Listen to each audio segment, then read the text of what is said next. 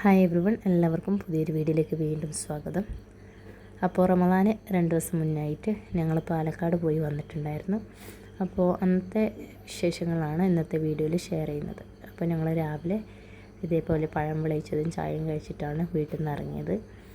പിന്നെ തറവാട്ടിൽ പോയിട്ട് ഉമ്മാനെയും പെങ്ങളെയും മക്കളെയൊക്കെ കൂട്ടണം. അതുകൊണ്ട് ഞങ്ങൾ കുറച്ച് നേരത്തെ തന്നെ ഇറങ്ങിയിട്ടുണ്ടായിരുന്നു.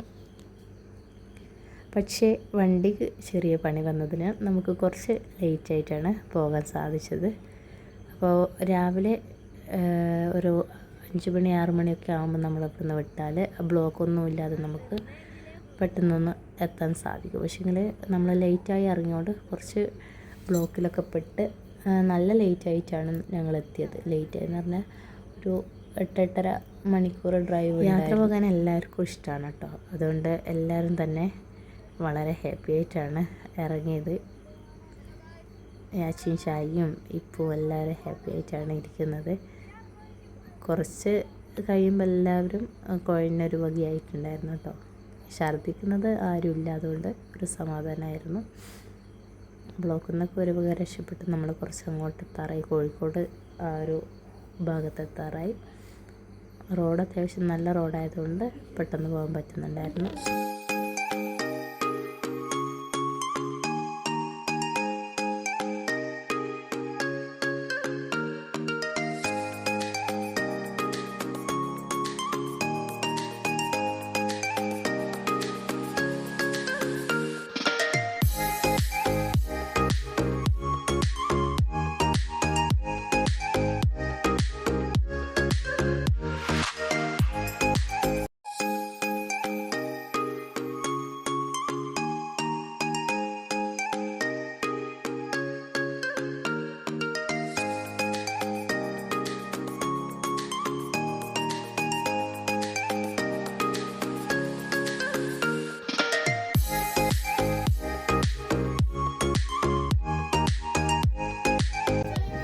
വൈകുന്നേരം ആയപ്പോൾ ഞങ്ങളൊന്ന് ചായ കുടിക്കാൻ വേണ്ടിയിട്ട് കോഴിക്കോട് ഒരു റെസ്റ്റോറൻറ്റ് കയറിയിട്ടുണ്ടായിരുന്നു. അപ്പോൾ എല്ലാവരും ചായയൊക്കെ കുടിച്ചിട്ട് വീണ്ടും നമ്മൾ യാത്ര തുടങ്ങി.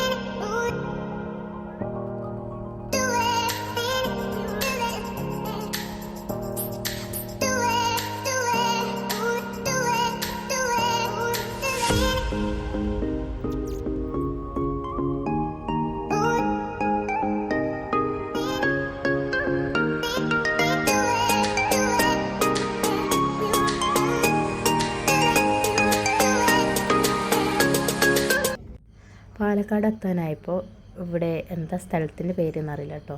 ഇവിടെ തെറ നടക്കുന്നുണ്ട് തോന്നുന്നു.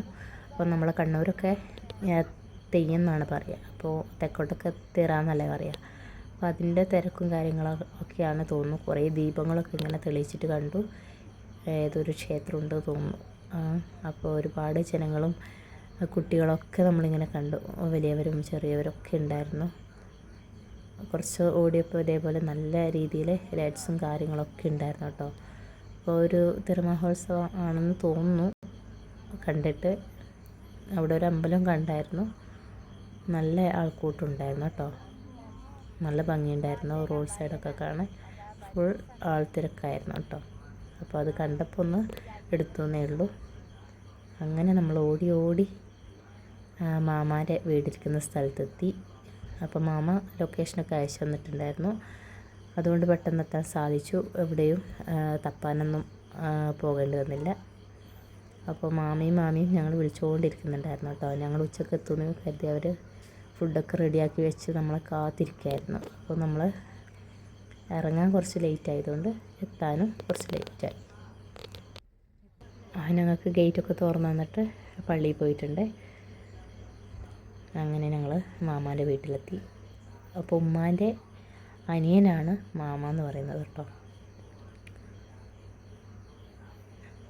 ഞങ്ങളിവിടെ ആറ്റാന്നാണ് വിളിക്കുക, തെക്കോട്ടെത്തുമ്പോൾ അത് മാമിയായി. അങ്ങനെ വീട്ടിലെത്തി കുളിച്ച് ഫ്രഷായി ഭക്ഷണമൊക്കെ കഴിച്ച് ഞങ്ങളൊന്ന് പുറത്തേക്ക് ഇറങ്ങിയതാണ് കേട്ടോ.